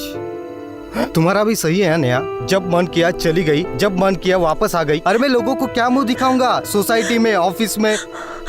आई एम सो सॉरी यश, मैं तुम्हारे पास रहना चाहती हूँ, तुम्हारे साथ रहना चाहती हूँ Yash. Yash I love you. I am so sorry, please मुझे माफ कर दो। अभी प्लीज मत रो। तुम जानते हो मैं तुम्हें रोते हुए नहीं देख सकता, राइट? हाँ देखो, मैं भी तुमसे बहुत प्यार करता हूँ।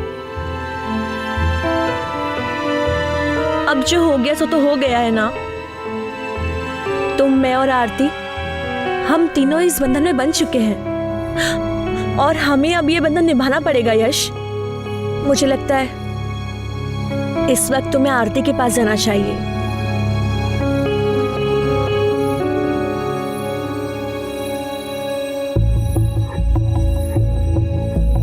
आई एम सॉरी आरती, मैं जानती हूँ आरती कि जो कुछ भी हुआ तुमने चाहा नहीं होगा, पर ट्रस्ट में मैं तुमसे कुछ भी छीनना नहीं चाहती।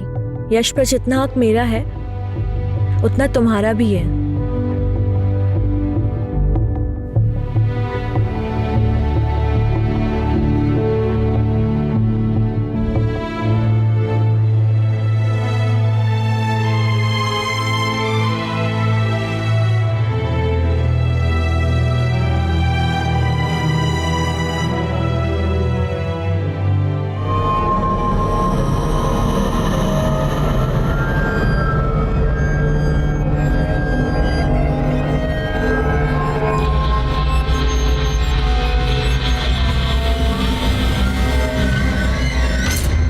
क्या यार नेहा, पति की भक्ति में सब काम वाम छोड़ दिया क्या?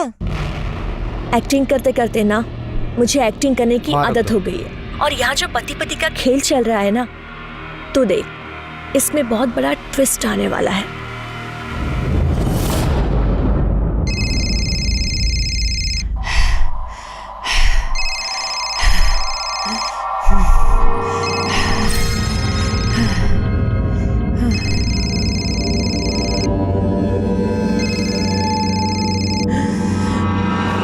और तेरे बच्चे को मार भी सकता था। आखिरी बार कह रहा हूं, मुझे मेरे पैसे चाहिए।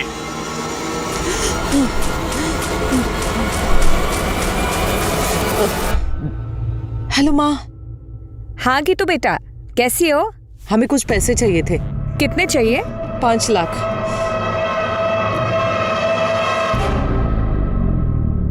हाँ हम तैयार हैं, तुम बस जल्दी से आ जाओ, फिर चलते डिनर पे तीनों।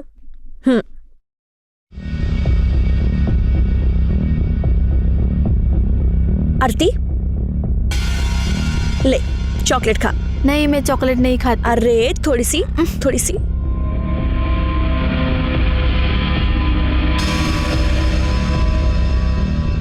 तुझे पता है तू कितनी सुंदर है? ये तेरी आंखें, ये तेरे लिप्स, तेरी स्किन। अरे शर्मा गई? अपनी सुहागरात पे भी ऐसे ही शर्माई थी क्या? रुक जा, सोचने दे। शर्माई तो थी, सब देखा था मैंने।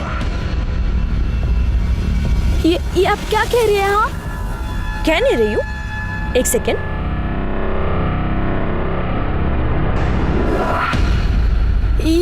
ये सब क्या है? हाँ ये आपके पास? देख जो कुछ भी है तो बहुत अच्छा, और अब जो होने वाला है बहुत अच्छा, और जो होगा वो और अच्छा होगा। हाँ यश मेरी बात सुन, अगर अपने पति के सामने अपना मुंह खोला ना, तो ये जो वीडियो तूने अभी देखी है ना, ऐसा वायरल करूंगी ना पूरी दुनिया तुझे देखेगी, समझ गई? चुप है ना, यहीं खड़ी रहे।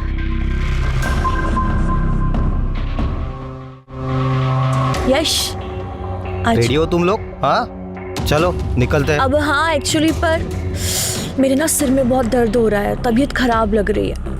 तुम नहीं जाओगी ना तो हम कोई नहीं जाएंगे, रहने दो। नहीं प्लीज प्लीज तुम दोनों जाओ ना, मुझे ऐसा लगेगा कि मेरी वजह से तुम्हारा प्लान कैंसिल हो गया। प्लीज ना यश, मुझे अच्छा लगेगा। अच्छा ठीक है। आरती हाँ चलो चलो चलो गाड़ी निकालो। हाँ जाओ आरती।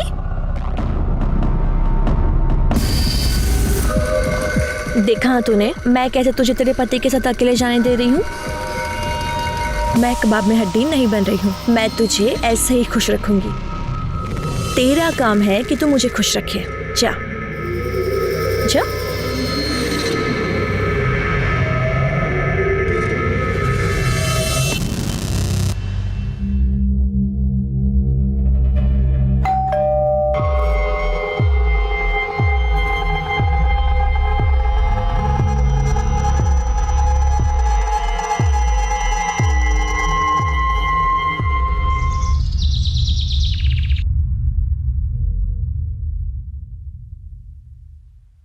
मैडम जी, अरे दरवाजा खुला ही है।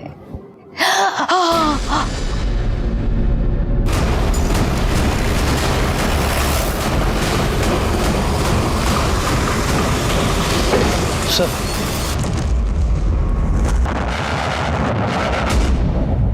चेक करो कोई इंजरी मार्क्स है क्या?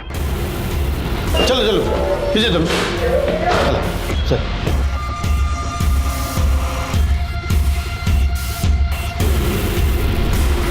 सर 25 से 30 साल की औरत है, प्रेग्नेंट, मल्टीपल स्टैबिंग का केस है। लाश को सबसे पहले किसने देखा था? इन्होंने। मैं इनके घर में काम करती है। ये इनका खुद का घर है? नहीं साहब, बाहर उतरी थी। राणे सर लैंडलॉर्ड कौन है पता करो, उसको फोन करके बुला लो। Yes sir. ये यहाँ पर अकेली रहती है? हाँ साहब, इनकी माँ कानपुर में किधर तो भी रहती है। फोन पर बात करती थी तभी सुना था मैंने। जिस तरह से मल्टीपल स्टैब किया गया है, सिर्फ पेट पर वार किए गए। एक प्रेग्नेंट औरत को कोई इस तरह से मल्टीपल स्टैब क्यों करेगा? ऐसा लग रहा है कि कोई इसे नहीं, इसके बच्चे को मारना चाहता था। बिल्डिंग में सीसीटीवी कैमरा तो होगा? नहीं सर, नहीं है। ठीक है, एक काम करो, इन लोगों से जरा ठीक से पूछताछ करो, पूछो किसी को आते जाते देखा है क्या। और एम्बुलेंस बुलवा लो। सर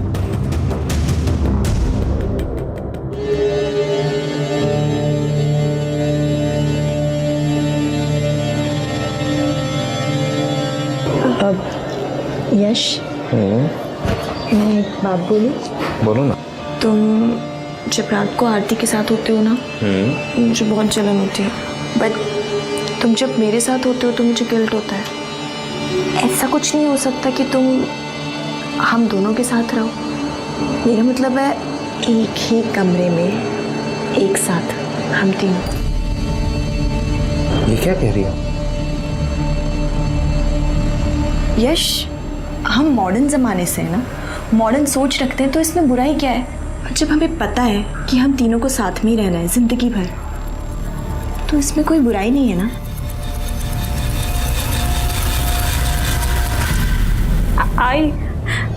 आई मुझे तेरे पास आना है। मुझे यहाँ कुछ भी ठीक नहीं लग रहा है। बेटा तू जानती है ना यहाँ क्या हाल है।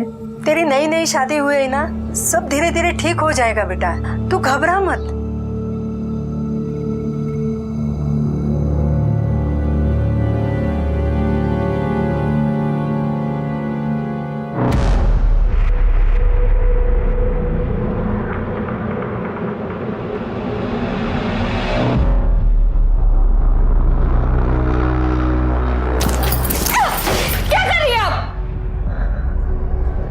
क्या हुआ?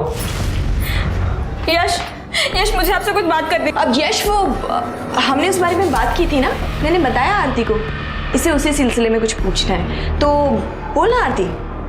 आरती नेहा सही कह रही है, हम तीनों को एक ही साथ रहना है ना, चाहे वो बेडरूम के अंदर हो या बेडरूम के बाहर, बात तो एक ही है। आज हम बेडरूम में एक ही साथ सोएंगे, ठीक है?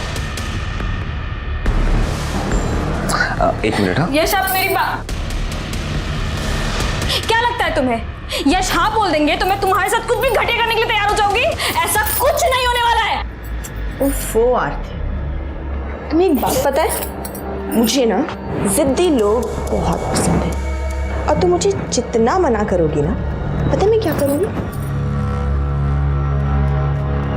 ये देखो, मैं तुम्हारी ये वीडियो वायरल कर दूंगी, फिर मैं ही क्या पता नहीं कितने लोग तेरे दीवाने हो जाएंगे।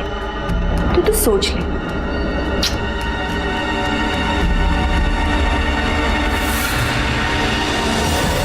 साहिबा वो किसी से ज्यादा बात नहीं करती थी। साहब वो औरत मुझे बिल्कुल भी ठीक नहीं लग रही थी। तू क्या बात कर रहा है गीतिका मैडम के बारे में?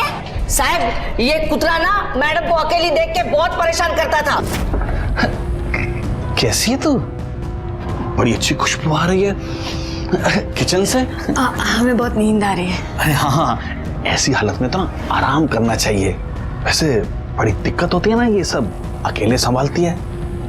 बुला लेना इसके बाप को अब। बस एक बार हाँ कर दो, मर्द की सारी जरूरत मैं पूरी कर दूंगा। शर्म नहीं आ रही आपको? मां बनने वाले हैं। एक दिन तो दारू पी के भी घर में घुसा था। क्या रे? हाथ छोड़ी हमारा, निकल जाए यहाँ से। बस एक बार हाँ बोल दे, मैं निकालता हूँ तुझे इस सोसाइटी से। हाथ छोड़। तूने इनका हाथ कैसे पकड़ा? चल निकल इधर से। छोड़ूंगा नहीं तुझे। तू क्या छोड़ेगा? तुम दोनों को नहीं छोड़ूंगा मैं। इधर से चल। ये चुप। साबित बिल्कुल झूठ बोल रहे सब। बादल गया सब मैं सच बोल रहा हूँ। सच बोलने के तरीके आते हैं मुझे। चल गायकवाड़, सोसाइटी में सीसीटीवी कैमरा नहीं है, जरा बाकी लोगों से ठीक से पूछताछ करना और गीतिका की कॉल रिकॉर्ड्स और मोबाइल लोकेशन निकलवाना। सर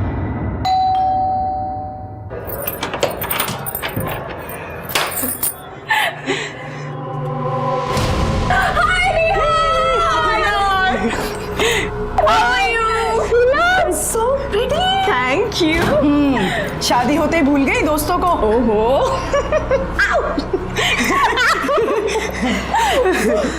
ये वही है ना तुम्हारे साजन की सहेली। ओके आंटी, सी ये दोनों मेरी बहुत पुरानी और बहुत अच्छी दोस्त हैं। ये है नुपुर और यही ना। इफ यू डोंट माइंड तो मेरे फ्रेंड्स के लिए चाय नाश्ता बना दोगी प्लीज? कम गर्ल्स कम से। साहब इसमें मेरी कोई गलती नहीं है साहब। जब कोई औरत ही ऐसी होगी तो मर्द क्या करेगा? आदमी तो कुत्ता होता है साहब। सारे मर्द कुत्ते नहीं होते, लेकिन कुछ कुत्ते तेरे जैसे जरूर होते हैं। समाज में रहकर भलाई का मुखौटा पहनकर घटिया काम करते हैं। सब मुझसे गलती होगी साहब। साहब जब वो बार बार बाहर के मर्दों से मिलती थी तो मैंने सोचा कि मैं भी एक चांस ले लूं।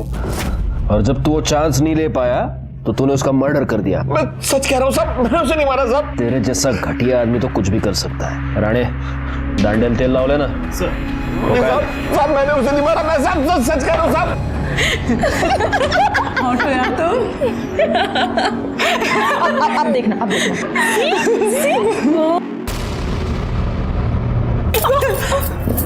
शर्म नहीं आती आप लोगों को ऐसी घटिया हरकत करते हुए? नहीं आती। अरे चल ना, अब तो कोई सती सावित्री तो है नहीं जो तेरे साथ कुछ स्पेशल होगा। जो यश ने तेरे साथ किया है वो मेरे साथ भी किया है। कौन सी बड़ी बात हो गई? ये आप जैसी घटिया औरत ना कभी नहीं समझेगी। हाय, जब तू ऐसे चिढ़ती है ना मुझे और ज्यादा प्यारी लगती है। So girls, let me tell you one thing. Okay. I think I have a crush on Aarti.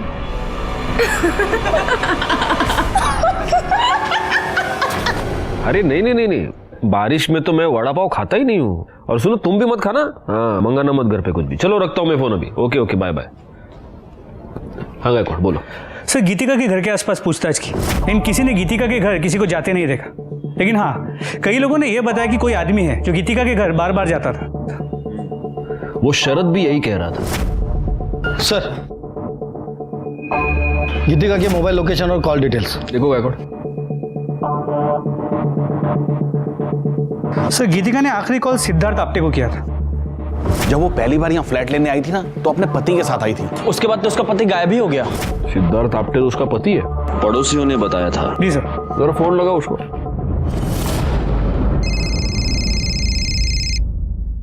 Hello Siddharth, मैं बीएसआई गायकवाड़ बोल रहा हूँ, स्वारगेट पुलिस स्टेशन से। जी बोलिए। दरअसल हमें आपकी पत्नी गीतिका के बारे में आपसे बात करनी है। आप कहाँ हैं? सर मैं तो दिल्ली में हूँ। आप जल्द से जल्द पुणे आ जाइए। ठीक है सर, मैं कल सुबह वहां पहुंच जाऊंगा।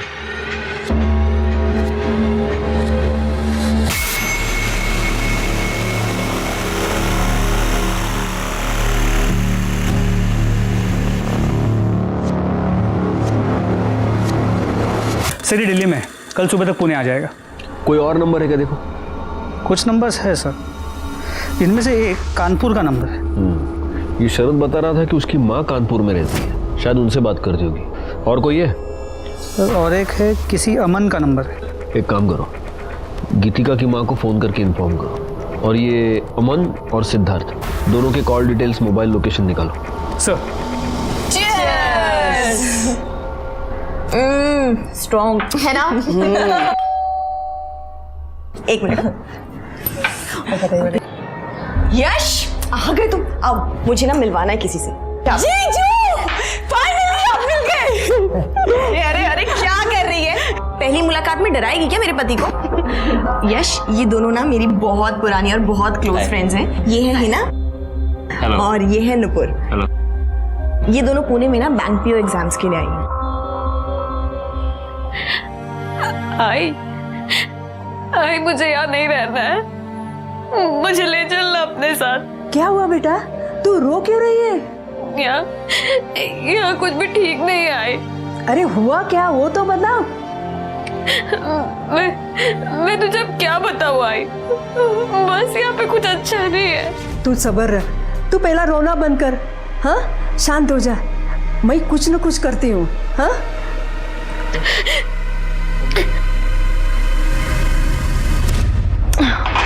मेरा हो गया, I'm done. I'm going guys. Carry on.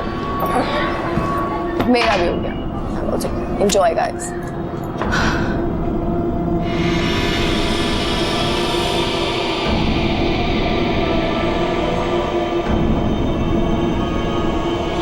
मुझे यहाँ से जलन हो रही है, आप बहुत हैंडसम हैं। तो ठीक है ना? अब ठीक हूँ।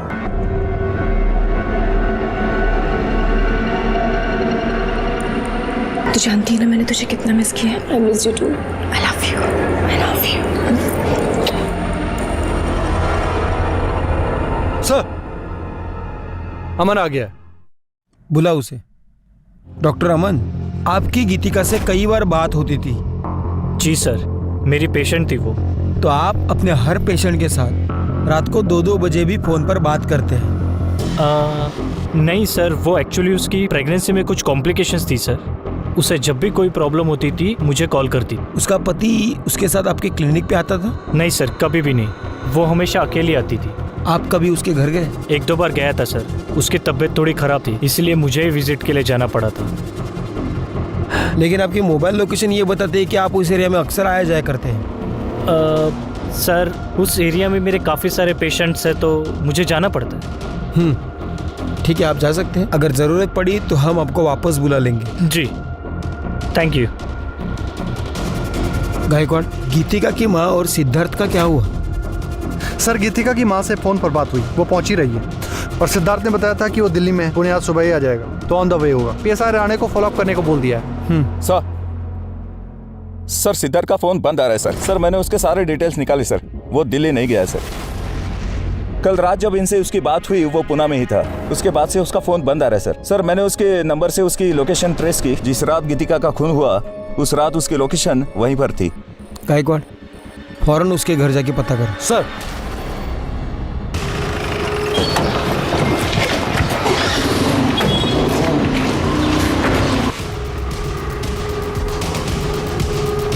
सिद्धार्थ कहाँ है?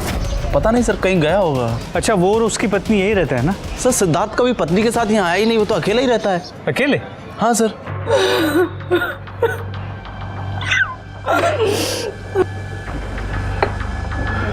आपकी बेटी बच्चे की माँ बनने वाली थी, प्रेग्नेंट थी, और ये बात उसने आपको बताई नहीं? उसकी तो शादी भी नहीं हुई थी।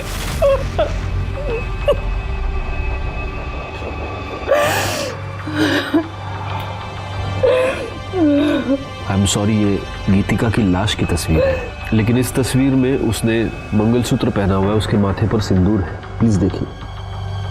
हमें नहीं पता ये सिंदूर, ये मंगलसूत्र इसने क्यों पहन रखा है। हमें सिर्फ इतना पता है कि इसकी शादी नहीं हुई थी।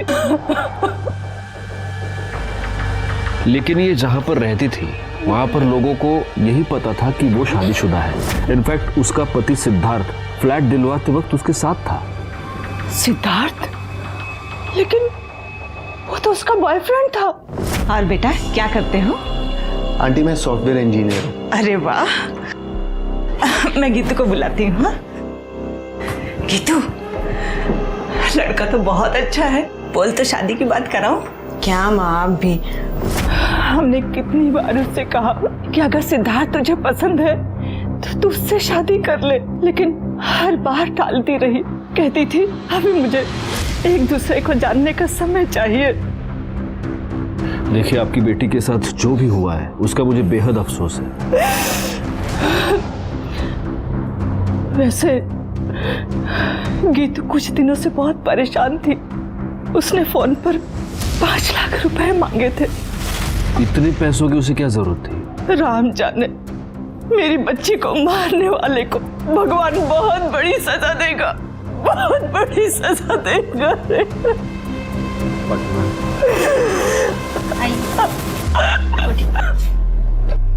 गायकवाड़, मुझे किसी भी हालत में ये सिद्धार्थ चाहिए। पता करो वो कहाँ है, अपने सारे खबरियों को काम पर लगाओ। एक और बात, जरा पता करना ये 5 लाख रुपए का क्या चक्कर है। गीतिका का मोबाइल मिसिंग है। सर्विस प्रोवाइडर से पता करो कि वो किस मेल आईडी से लॉगिन करती थी।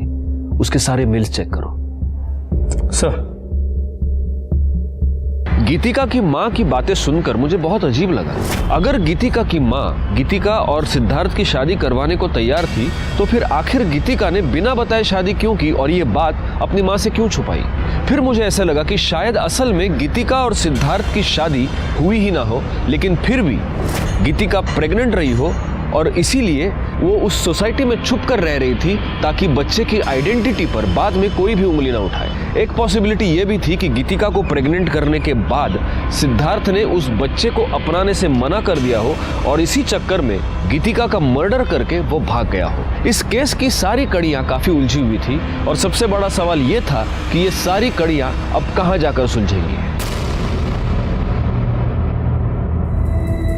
अरे मुझे पता है आज रात की शिफ्ट है, मैं टाइम पे पहुंच जाऊंगी। अभी कुछ जरूरी काम करना है, बाद में बात करती हूँ।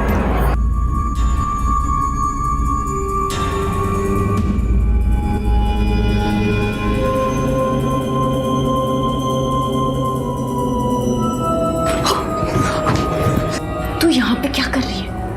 यश तेरा मेरे कमरे में इंतजार कर रहा है, तो उतर जा। मुझे अभी यश के साथ नहीं होता यार, मजा तो मुझे तेरे साथ आता है। ये सब भी हो जाएगा। हाँ, अभी मैं जितना बोल रही हूँ तू उतना कर। अभी तुझे तो सच क्यों नहीं कहती कि तेरा इंटरेस्ट अब उसमें आ गया है? सुन, ये ना मेरा खेल है, मेरा जैसे मन करेगा ना मैं खेलूंगी। तुझसे जितना कहा है मैंने उतना कर।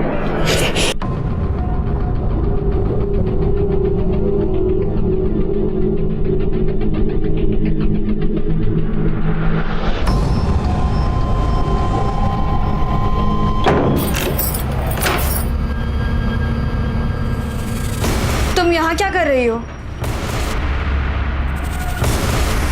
वही कर रही हूँ जो इतने टाइम से मैं करना चाहती हूँ।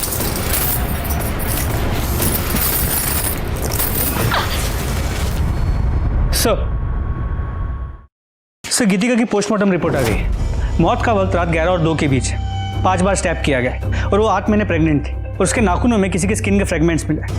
जब हमने उसके बैंक डिटेल्स चेक किए तो पता चला उस दिन उसने 5 लाख रुपए विड्रॉ किए थे। लेकिन जब हमने गीतिका के घर की तलाशी ली तो हमें कोई पैसे नहीं मिले। नहीं सर, हमने उसके मेल्स चेक किए। सिद्धार्थ उसे ब्लैकमेल कर रहा था। वो कह रहा था कि उसे उसका कुछ राज पता है जिसके बदले में वो 5 लाख रुपए मांग रहा था।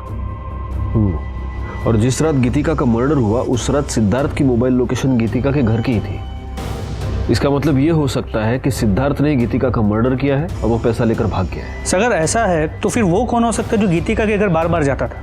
सबसे पहले एक काम करो गायकवाड़, उसके नाखून में जो स्किन के फ्रैगमेंट्स मिले उसका डीएनए टेस्ट करवाओ और उस शर्त के साथ उसको मैच करके देखो। और एक और काम करना, उसकी कॉल लिस्ट में जितने भी लोगों के नाम हैं उन सब के फोटोग्राफ्स लेके उसकी सोसाइटी में दिखाओ, वहां से पता चलेगा कि वो कौन था जो उसके घर पे बार बार आता था। सर अभी भी कंट्रोल रूम से मैसेज आया कि कातरज एरिया में एक बॉडी मिली है।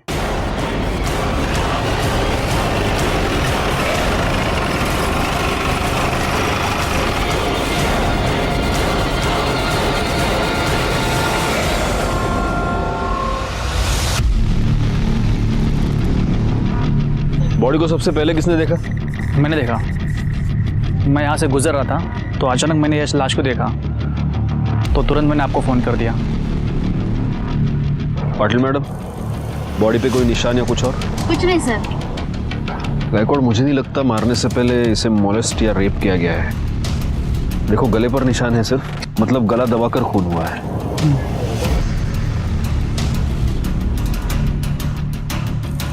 सर ये कार्ड मिला।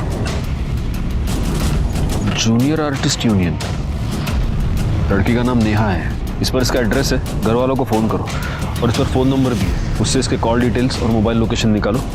आसपास पता करो किसी और ने आते जाते कुछ देखा है क्या।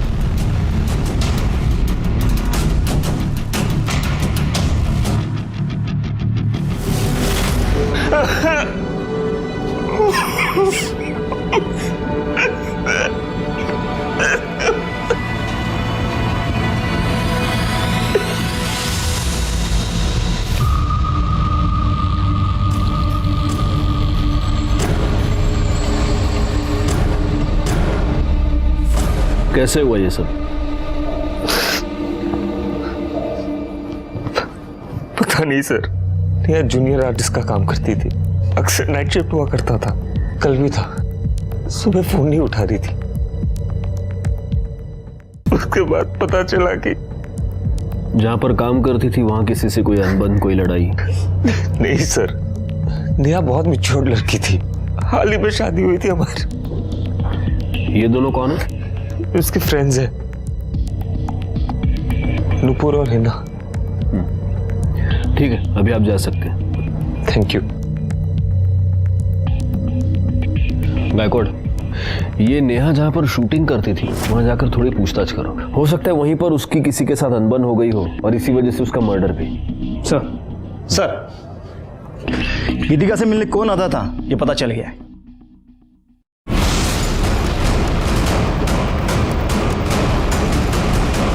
तुमने हमसे ये झूठ बोला कि तुम गीतिका से मिलने सिर्फ 2 बार गए थे, जबकि सच ये है कि तुम अक्सर वहां जाया करते थे। दरअसल मैं गीतिका से प्यार करता था सर, वो भी मुझे पसंद करती थी।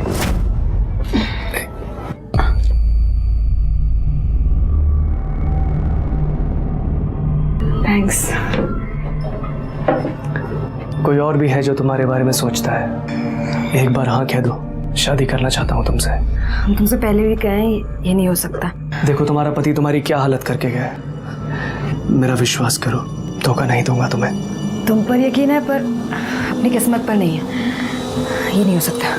आई हैव नो आइडिया वो मुझे मना क्यों कर रही थी। वो तुम्हारी बात मान नहीं रही थी इसलिए तुमने उसका मर्डर कर दिया। नहीं नहीं सर, मैंने ऐसा कुछ भी नहीं किया है। सच ये है कि गीतिका अपनी प्रेगनेंसी के टाइम पर पेशेंट के तौर पे तुम्हारे पास आई, लेकिन तुम्हें बहुत जल्द ये समझ में आ गया कि वो अकेली है। तुम उसके साथ शारीरिक संबंध बनाना चाहते थे और जब उसने मना किया तब तुमने उसका मर्डर कर दिया। सर ऐसा कुछ भी नहीं किया है मैंने। और आप ये जो बोल रहे हैं, क्या सबूत है आपके पास इसका? सबूत तो तुम हमें दोगे।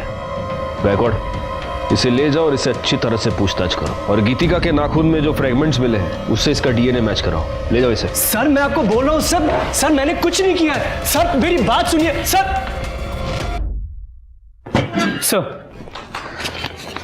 सर नेहा की पोस्टमार्टम रिपोर्ट, उसे गला दबा के मारा गया और मौत का वक्त रात 12 और 2 के बीच। मैंने उसके सेट पर जाके पता किया, लेकिन किसी ने नेहा को किसी के साथ देखा नहीं। सर एक इन्फॉर्मेशन मिली है सर, यश की शादी सिर्फ नेहा से ही नहीं बल्कि आरती से भी हुई है, एक ही साथ एक ही मंडप में। व्हाट? यश की 2 बीवियां हैं? क्या तुम दोनों ये नहीं जानते कि 2 शादियां करना अपराध है? सर नेहा ने जबरदस्ती की थी। अगर तूने मुझसे शादी नहीं की ना, तुझ पे रेप चार्जेस डलवा के तुझे अंदर करवा दूंगी।